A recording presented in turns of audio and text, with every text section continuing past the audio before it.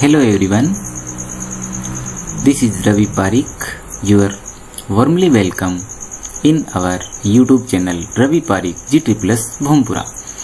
आज के इस वीडियो कंटेक्ट के अंदर हम जो शॉर्ट आंसर क्वेश्चन है, यानी एक एक लाइन के अंदर भी आपके जो एक नंबर के प्रश्न आते हैं वो इन प्रश्नों में से आएंगे, और जो ऑब्जेक्टिव यानी जिनमें आपको 4 ऑप्शन दिए होंगे वो प्रश्न जिनका आपकी जो RBSC की पाठ्य पुस्तक है उनसे हमने संग्रह किया है अति महत्वपूर्ण प्रश्नों का, उनका हम अध्ययन करेंगे।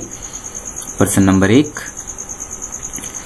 के किस मान के लिए समीकरण युग्म x + y - 4 = 0, 2x + ky - 3 = 0 का कोई हल नहीं होगा। तो कोई हल नहीं होने के लिए हमारे पास मानक समीकरण से तुलना करने पर क्या कंडीशन होती है कि a1/a2 बराबर किसके होना चाहिए, b1/b2 के लिए, but not equal to c1/c2। ये कंडीशन होती है कि a1/a2 बराबर b1/b2। तो केवल हम इन दो संबंधों को देखेंगे।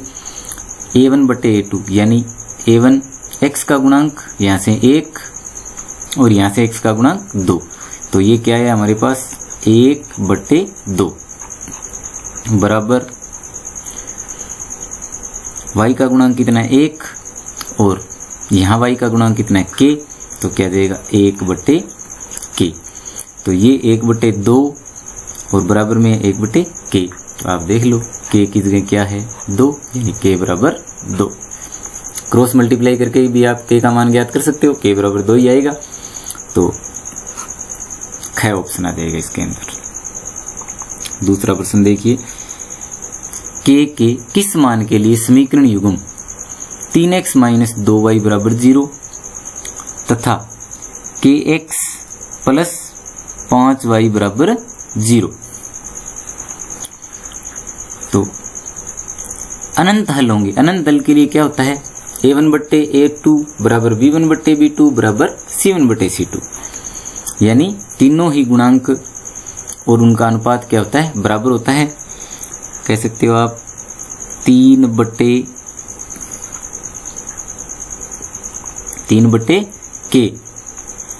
इसका a1 कितना है 3 है, तो 3/a2 कितना है k, तो k बराबर b1/b2 यानी -2/5।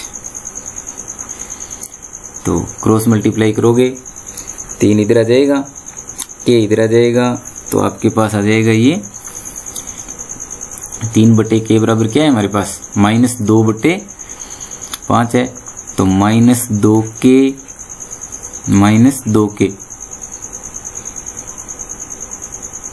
कितना आ जाएगा ये -2k बराबर 15। तो k बराबर क्या निकल जाएगा -15/2।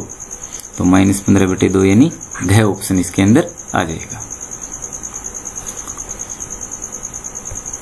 प्रश्न नंबर 3, समीकरण युग्म, आपको समीकरण युग्म दिया हुआ है kx - y = 2 और 6x - 2y = 3 का हल अद्वितीय होगा।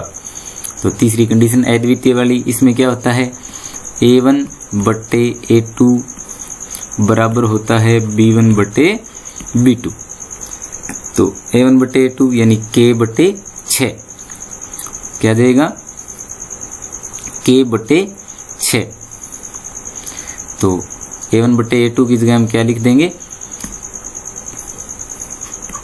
k/6 बराबर b1/b2। तो b1 की जगह -1 और b2 की जगह -2, ये माइनस से माइनस कैंसिल, k/6 बराबर -1/-2।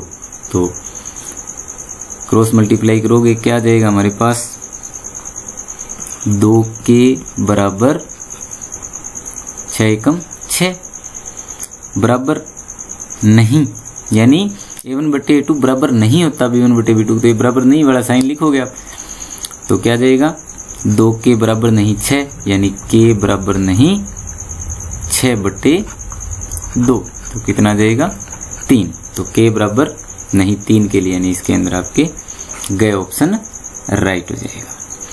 इसी प्रकार चौथा प्रश्न देखिए, समांतर श्रेणी से संबंधित है।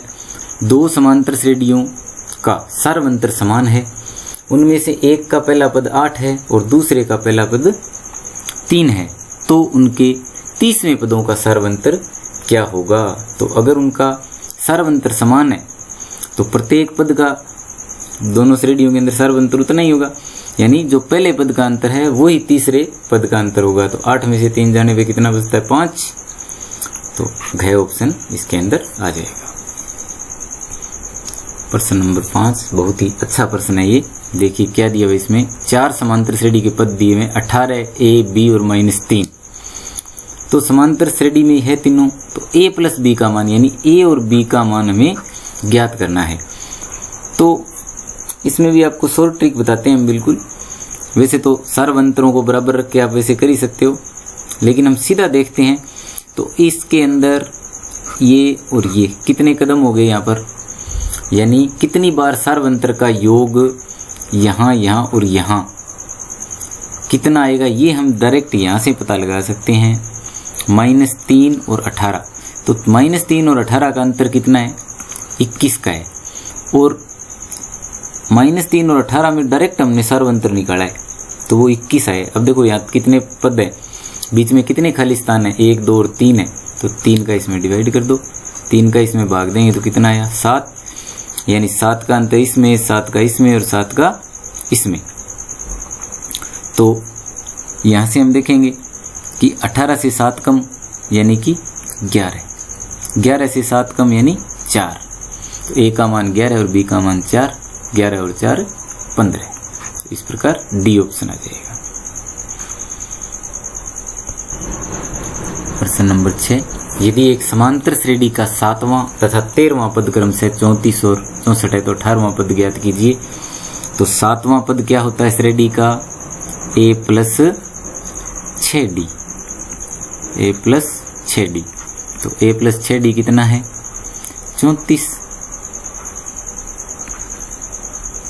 a प्लस 6d कितना है 34, और 13वां पद कितना है 64। तो 13वां पद क्या होता है a plus 12d, a plus 12d, ये किसके बराबर है 64 के, a प्लस 12d किसके बराबर है 64 के। तो आप घटाओगे दोनों को तो इसमें से ये घट जाएगा, 12d में से 6d जाएगा, 6d घटाने पर ये साइन चेंज हो जाते हैं। 6d बराबर 64 में से 34 घटाएंगे 30, तो d बराबर हमारे पास कितना आ जाएगा 30/6, यानी कि d का मान आ गया 5। अब d का मान 5 आ गया, आप कोई भी समीकरण में रख दो, समीकरण 1 में रखोगे तो a प्लस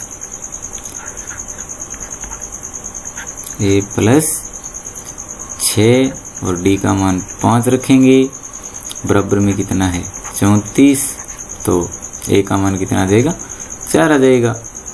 a का मान 4 और d का मान 5 किस में रख दोगे, a प्लस 18d, यानी 18वां पद a plus 17d, a plus 17d बराबर कितना मान रख देंगे, आ जाएगा। a का मान हमने निकाल लिया 4 प्लस 18d, यानी 18 गुणा 5, तो 18 गुणा 5 कितना आ जाएगा 90। तो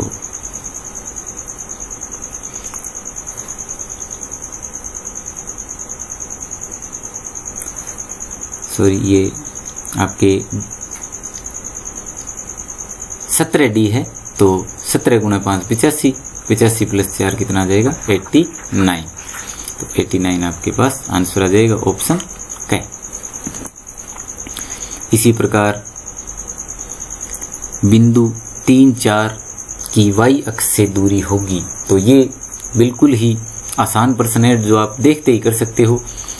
बिंदु 3 4 की y अक्ष से दूरी क्या होगी, तो y अक्ष से दूरी किसके बराबर होती है x कोऑर्डिनेट के बराबर। पहला ऑप्शन हो जाएगा इसका 3।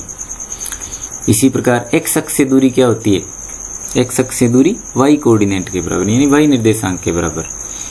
y निर्देशांक देखो यहाँ -2 है, लेकिन ऑप्शन में आपको 2 ही दिखाई देगा क्योंकि दूरी है जिसको हम पॉजिटिव में लेते हैं। तो x अक्ष से दूरी किसके बराबर होगी,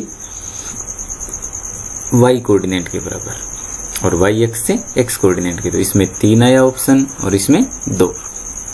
अगला प्रश्न देखेंगे, प्रश्न नंबर 9।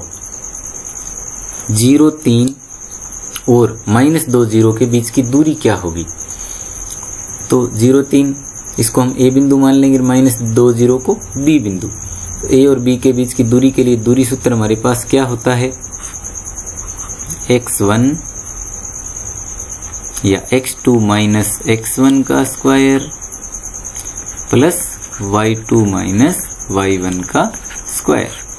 यानी कि कुल मिला के आपको इस x में से ये x पहले बिंदु में से पहला बिंदु घटाना है, -2 में से 0 जाएंगे -2 ही उसका स्क्वायर, दूसरे बिंदु में से दूसरा बिंदु 0 में से 3 घटाएंगे तो -2 का स्क्वायर, और 0 में से 3 घटाएंगे तो -3 का स्क्वायर, बीच में प्लस, तो -2 का स्क्वायर कितना हो गया 4, 3 का स्क्वायर कितना है 9, 9 और 4 13, तो क्या आ जाएगा √13। इसी प्रकार 10वां प्रश्न देखिए, -2 1 2 -2 और 5 2 शीर्ष वाला त्रिभुज है। तो ये 3 शीर्ष दे दिए, तो इन शीर्षों वाला त्रिभुज है, किस प्रकार का त्रिभुज है। तो 3 जब भी हमें शीर्ष दिए हुए हैं, हम तीनों बिंदुओं को इस तरह मान लेंगे, जैसे एक मान लिया, इसको b और इसको c मान लिया।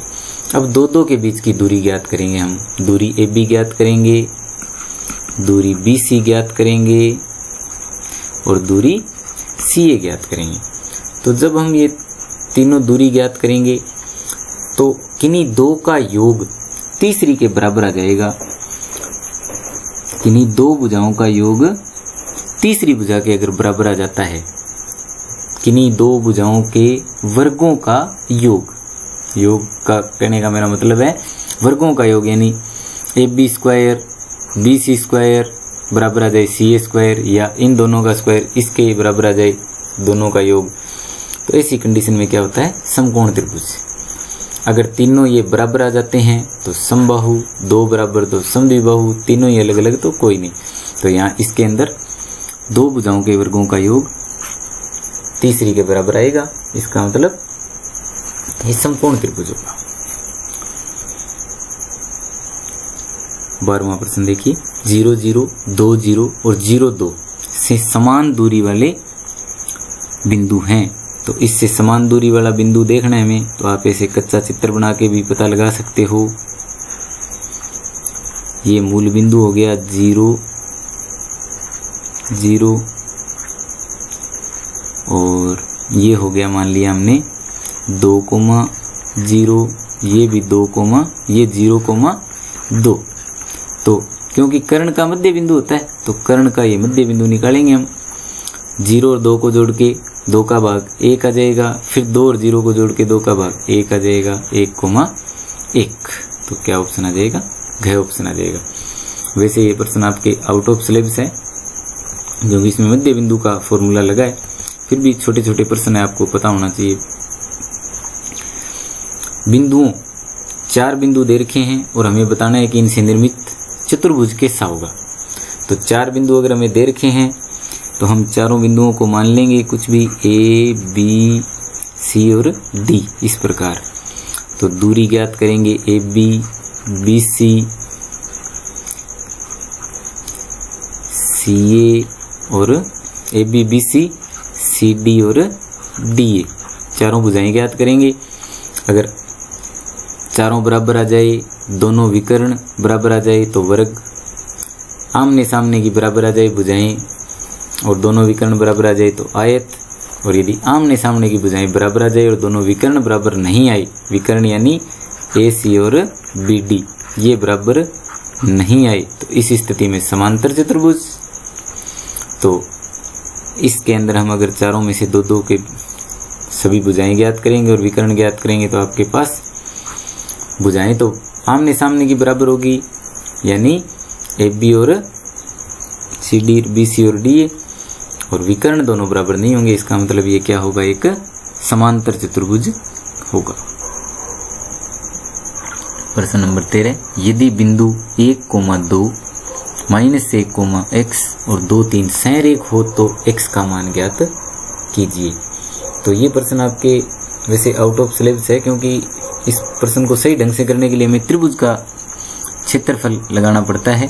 जब तीनों शीर्ष दिए हों तो त्रिभुजों का, उस त्रिभुज का क्षेत्रफल जिसके तीनों शीर्ष दिए हो तो हम ज्ञात कर सकते हैं। तो तीनों त्रिभुज, ये तीनों जो बिंदु है वो संरेख हैं। तो संरेख होते हैं जब त्रिभुज का क्षेत्रफल क्या होता है, शून्य होता है। तो हम त्रिभुज का क्षेत्रफल निकालते हैं, वो शून्य आता है।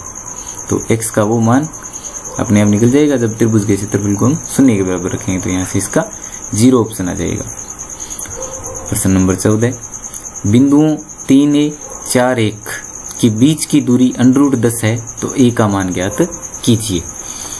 तो इस बिंदु को आप P मान लोगे, इसको Q मान लोगे, और दूरी क्या ज्ञात करेंगे हम, PQ, उसको बराबर किसके रख देंगे, √10 के। तो यहाँ से हमारे पास a के 2 मान प्राप्त हो जाएंगे, 3 और -1। a के 2 मान आपको 3 और -1 नहीं, क्या प्राप्त होंगे, 4 और -2, ये मान प्राप्त होंगे। हल करोगे तो आप, तो इसमें आ जाएगा आपके गए ऑप्शन। प्रश्न नंबर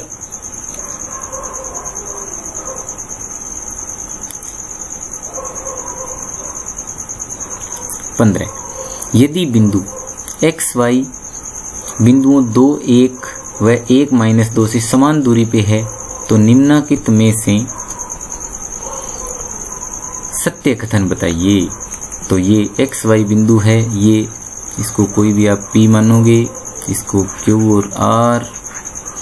तो PQ दूरी किसके बराबर है, PR के। PQ दूरी ज्ञात करेंगे, यानी PQ में दूरी सूत्र लगा लेंगे और PR में दूरी सूत्र, दोनों समान दूरी पे हैं तो PQ बराबर PR।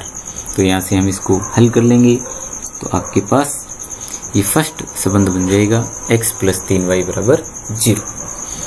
किसी त्रिभुज के शीर्षों से समदृष्ट बिंदु का बिंदुपथ होता है। तो शीर्षों से समदृष्ट बिंदु क्या होता है, त्रिभुज के शीर्षों से समदृष्ट। तो त्रिभुज के शीर्षों से समदृष्ट अगर हम बनाते हैं वृत्त तो ये बनता है परिगत वृत्त। तो क्या होता है, ये परिवृत्त का केंद्र या परिकेंद्र। बिंदुपथ में भी हमने अच्छी तरह से पढ़ा है इसको।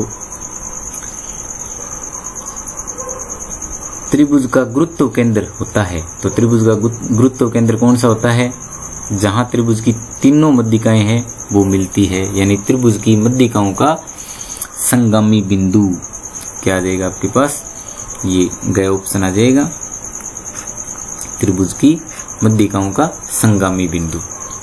त्रिभुज का क्या कहलाता है, गुरुत्व केंद्र। समतल में लुढ़कने वाले वृत्त के केंद्र का बिंदुपथ।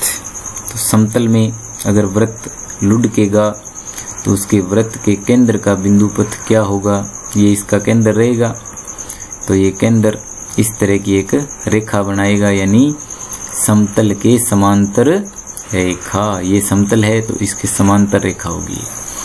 तो समतल के समांतर रेखा, ये आपके गए ऑप्शन हो जाएगा। यदि किसी त्रिभुज की दो मध्यिकाएं समान हो तो त्रिभुज होगा। दो अगर मध्यिकाएं समान है, दो भुजाएं समान है, वो त्रिभुज क्या होता है, समद्विबाहु त्रिभुज होता है। यदि AB और CD दो असमांतर जीवाएं, असमांतर रेखाएं हो तो इनमें से समान दूरी पर रहने वाली बिंदु P का बिंदुपथ क्या होगा। AB और CD दो असमांतर रेखाएं हैं, यानी ऐसी रेखा जो समांतर नहीं है, तो इनसे समान दूरी पर रहने वाले बिंदु का बिंदुपथ। तो आप समांतर नहीं है तो हम ऐसे मान लेते हैं वो कहीं न कहीं प्रतिच्छेद करेगी, तो इनका बिंदुपथ क्या होगा, ये बिंदुपथ हो सकता है और ये बिंदुपथ हो सकता है। तो हम क्या कहेंगे, बिंदु P, यानी ये P पर ये प्रतिच्छेद कर रही है, तो ये जो रेखाएं होगी दोनों की दोनों आपके पास ये और ये, इनके कोणों की जो समद्विभाजक रेखा है, यानी ये ख ऑप्शन को आप पढ़ के देखो ढंग से, बिंदु P से होकर जाने वाली रेखाओं AB तथा CD से अंतरित कोण की समद्विभाजक रेखा, यानी इन कोणों के ये अर्धक होते हैं या कोणों के समद्विभाजक होते हैं। तो B ऑप्शन यानी ख ऑप्शन आ जाएगा इसमें आपके। प्रश्न नंबर 21, 10 सेमी त्रिज्या वाले वृत्त के केंद्र से 6 सेमी दूर स्थित जीवा की लंबाई ज्ञात कीजिए। तो वृत्त की त्रिज्या 10 सेमी है और 6 सेमी दूर है, तो ये 6 सेमी हो गई। त्रिज्या और जीवा के मध्य 90 डिग्री का कोण बनता है, तो यानी ये समकोण त्रिभुज हो गया। तो कर्ण और लंब, तो 10 का स्क्वायर माइनस 6 का स्क्वायर, कर्ण स्क्वायर माइनस लंब स्क्वायर बराबर आधार स्क्वायर होता है। तो 10 का स्क्वायर 100, 6 का स्क्वायर 36, क्या आया 64, आधार का स्क्वायर 64 है, तो आधार कितना आ जाएगा √64 यानी 8। तो 8 ये हो गई, ये मध्य बिंदु पे लंब है, वो मध्य बिंदु पे काटता है जीवा को, तो 8 + 8 टोटल लंबाई कितनी होगी 16 सेंटीमीटर। इसी प्रकार इसका 22वां प्रश्न देखिए, 13 सेमी त्रिज्या वाले वृत्त में 24 सेमी लंबी जीवा खींची गई है। जीवा की वृत्त के केंद्र से दूरी है, त्रिज्या की लंबाई 13 है और जीवा की लंबाई 24 है। तो अगर केंद्र से हम लंब डालें तो 2 बराबर भागों में बांटता है जीवा को, तो ये 12 ये भी 12 हो गई क्योंकि पूरी 24 है। कर्ण 13, इसको आप आधार मान लो 12, तो लंब में ज्ञात करना है। तो लंब स्क्वायर बराबर कर्ण स्क्वायर माइनस आधार स्क्वायर, यानी 13 का आप स्क्वायर करोगे माइनस 12 का स्क्वायर, 13 स्क्वायर माइनस 12, 13 का स्क्वायर 169 और 12 का स्क्वायर 144, घटाओगे तो आपके पास आ जाएगा 25 और 25 का वर्गमूल कितना होता है 5। तो 5 सेंटीमीटर दूरी आ जाएगी जीवा की। लघु चाप का डिग्री माप होता है, तो लघु चाप का डिग्री माप होता है 180 डिग्री से कम। लघु चाप, ये लघु चाप है, ये वृत्त का केंद्र है, तो यहाँ से ये जो कोण बनाएगा वो कितना बनाएगा, क्योंकि ये 180 डिग्री होता है तो 180 डिग्री से कम ही बनेगा, 180 डिग्री से कम। इसी प्रकार दीर्घ चाप से, तो दीर्घ चाप यानी ये जो चाप बच गया, ये दीर्घ चाप बच गया, तो यहाँ से हम ये कोण देखेंगे तो ये कितना होगा 180 डिग्री से अधिक। एक वृत्त में केंद्र से समान दूरी पर स्थित जीवाएं एक दूसरे की होती है। तो केंद्र से अगर समान दूरी के ऊपर जीवाएं होगी, एक जीवा मान लो यहाँ है, एक यहाँ है, तो अगर वो समान दूरी पे होगी तो जीवाएं आपस में बराबर भी होगी। प्रमेय है ये हमारे पास, केंद्र से समान दूरी पर जो जीवाएं हैं वो आपस में समान होती है। प्रश्न नंबर 26, एक वृत्त के किसी चाप का डिग्री माप 180 डिग्री है तो वह चाप होता है। अगर चाप का डिग्री माप 180 है तो वो चाप क्या होता है, अर्धवृत्त होता है, यानी अर्धवृत्त ये आधा। तो ये यहाँ केंद्र पर कोण कितना बनेगा 180 बनेगा।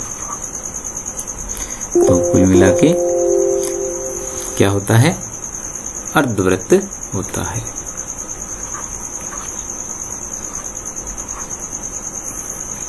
तीन संरेखीय बिंदुओं से गुजरने वाले वृत्तों की संख्या। तीन संरेखीय यानी एक ही रेखा में 3 बिंदु अगर हम ले लेते हैं तो वृत्त या तो इन दोनों बिंदुओं से गुजरेगा या इन दोनों से गुजरेगा या इन दोनों से गुजरेगा, यानी एक बिंदु तो वंचित रह जाएगा। तो कुल मिला के हम किस निष्कर्ष पर पहुंचते हैं कि ऐसा कोई वृत्त की रचना करना संभव नहीं है जो 3 बिंदुओं से गुजर सके। तो ऐसे वृत्तों की संख्या क्या होगी, 0 होगी। 28वां प्रश्न देखो, यदि किसी वृत्त में चाप AB बराबर चाप BA है तो चाप कैसे होंगे। दोनों चाप बराबर किस स्थिति में होते हैं, जब अर्धवृत्त हो। तो क्या आ जाएगा, अर्धवृत्त। यदि वृत्त का व्यास 2 जीवाओं में से प्रत्येक को समद्विभाजित करे तो जीवाएं होगी। वृत्त का व्यास क्या करता है, 2 जीवाओं में से प्रत्येक जीवा को क्या करता है, समद्विभाजित करता है।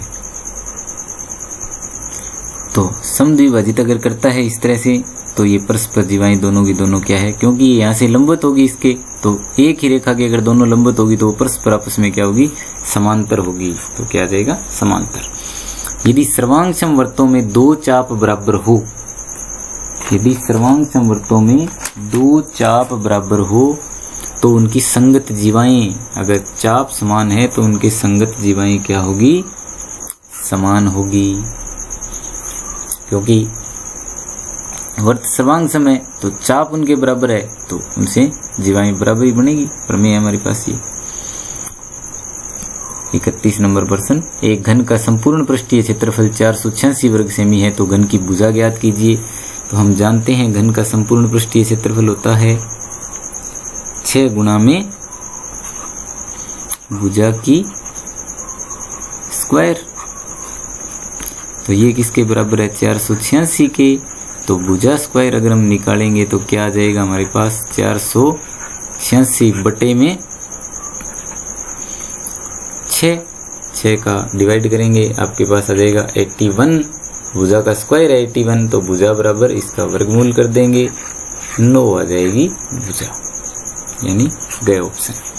एक घनाभ की लंबाई चौड़ाई ऊंचाई क्रमशः 3, 2 और 1 है, तो घनाभ का संपूर्ण पृष्ठीय क्षेत्रफल क्या होगा, तो 2 गुना ऊंचाई लंबाई 2 गुना लंबाई गुना चौड़ाई, चौड़ाई गुना ऊंचाई प्लस ऊंचाई गुना लंबाई। फॉर्मूला लगाओगे, हल करोगे, आपके पास आंसर आ जाएगा 22 वर्ग मीटर। एक गोले का व्यास 6 सेमी है, तो गोले का आयतन ज्ञात कीजिए। तो व्यास 6 सेमी है तो त्रिज्या आधी हो जाएगी, 6/2 यानी 3 सेंटीमीटर। तो त्रिज्या ज्ञात हो गई, तो गोले का आयतन क्या होता है, 4/3 पाई आर क्यूब, यानी 3 गुणा 3 गुणा 3। तो एक बार 3 से 3 आपके पास कैंसिल हो गया, 3 3 9, 9 चौके 36 पाई घन से। आधार की त्रिज्या देखिए, बेलन के 14 सेमी, ऊंचाई 10 सेमी, तो बेलन का वक्र पृष्ठ क्षेत्रफल, तो त्रिज्या भी है ऊंचाई भी है, केवल आपको फॉर्मूला लगाना है 2 पाई आर एच। तो पाई आर और एच का मान रख दोगे, आपके पास आंसर आ जाएगा 880।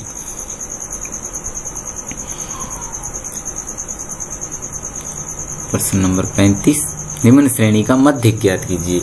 तो मध्य ज्ञात करने के लिए क्या होता है, दिए गए आंकड़ों को हम आरोही क्रम में लगाएंगे, आरोही क्रम में यानी बढ़ते क्रम में। तो जैसे ही हम इनको बढ़ते क्रम में लगाएंगे तो ये 20, 35, फिर 50, फिर 80, 4 आंकड़े हो गए, 5वां आ गया 190, यानी कुल मिला के आप इस तरह बढ़ते क्रम में इनको लगाओगे तो बीच में क्या आएगा, 90 आ जाएगा, 190 बीच में आएगा 190। तो ये आपका माध्यक हो जाएगा। 4 छात्रों की सांख्यिकी में प्राप्तांक है इतने, तो उनके प्राप्तांकों का मध्य ज्ञात कीजिए।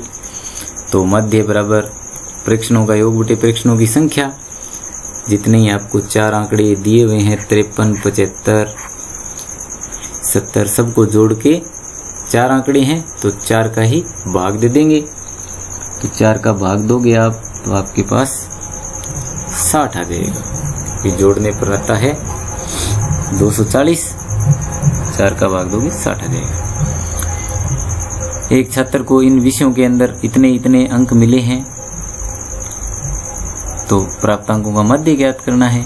जितने आंकड़े हैं, कितने आंकड़े हैं, 3 आंकड़े हैं, तीनों को जोड़ के 3 का भाग दे दोगे तो आपके पास ऑप्शन आ जाएगा 85। यदि 5, 7, 9 x का समांतर मध्य 9 है तो x का मान ज्ञात कीजिए।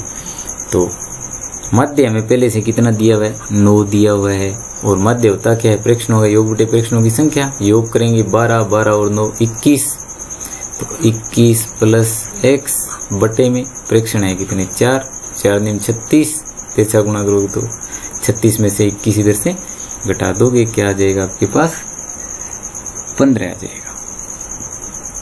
बंटन का माध्यक, तो आरोही क्रम में लगाओगे 1 2 3 फिर 4 फिर 5 फिर 7।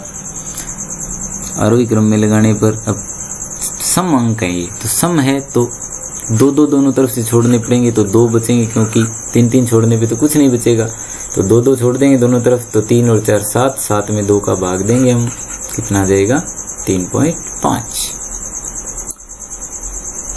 दिए गए आंकड़ों 1 2 3 5 9 का माध्यक है, तो वही बात है, क्रम से लगाओगे आप इनको 1 2 3 5 9, तो क्रम से है ये आरोही क्रम में। अब तो 2 इधर से छोड़ देंगे, 2 इधर से, बीच में क्या बचा 3, तो ये क ऑप्शन आ जाएगा।